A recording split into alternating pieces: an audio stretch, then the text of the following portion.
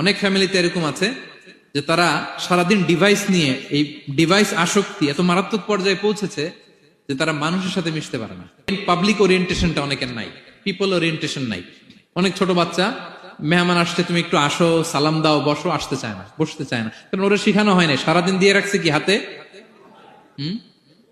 Mobile. এজন্য ছোটবেলা থেকে আমরা যেন সামাজিক বানাই, বাচ্চাকে যেন শেখাই, বাবা মুরব্বীকে দেখলে সালাম দিতে হবে। কি করতে হবে?